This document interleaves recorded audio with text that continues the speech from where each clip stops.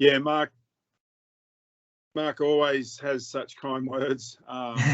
It was an inspiration to me. I'll never forget it. I'll never ever forget that for as long as I live. He was near the end of his career, but he was still surfing very well. And in Hawaii, his experience was still up there with the best. And he loved going there and still competing in Hawaii. And that was around the first, I'd only been to Hawaii a few times at that point. So I was always wanting to be around Mark to learn about the different spots, Sunset Pipeline, and places where we had to compete in the future.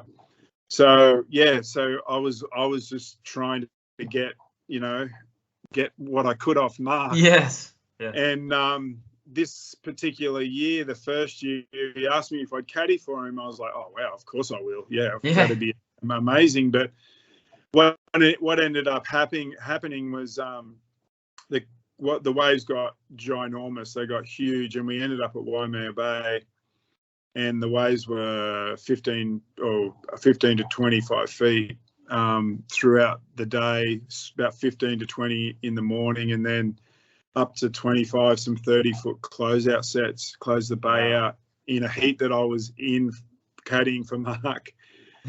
So to see him do all that and to do it, and to see how calm he was through all that, and I guess when Mark was so calm, I was like, well, I've got to be calm. If he's so calm and I'm supposed to be there for support and with supporting the channel, I was always like, well, I've got to be calm. I've got to talk to him, nice and slow and precise. When he asked me questions, I've got to know what's going on. I just try to feed him with any information that he was after. So I tried to stay as alert as I could, tell him what, just give him as much information as I possibly could was my goal, because I was just pretty nervous to be asked to be in that position. Yes. And and then Mark saying that on my Instagram I was like, oh wow. So that was pretty cool that I was giving him inspiration by telling him how other people are going. Yeah, I like the waves you've been getting. Just that kind of stuff. Same kind of stuff we do now when we're coaching. So yeah, that was incredible time. And then I ended up ended up winning the event.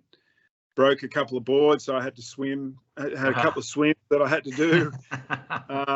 But yeah, even though I was in Hawaii when I was younger, I was just taught by the whole Merriweather community, surfing community, to don't be afraid to ask questions. If someone asks you for an opportunity like that, grab it. Be the best you can be if you get an opportunity like that. So I was just doing everything that the Surfboard Club taught me to be, really. And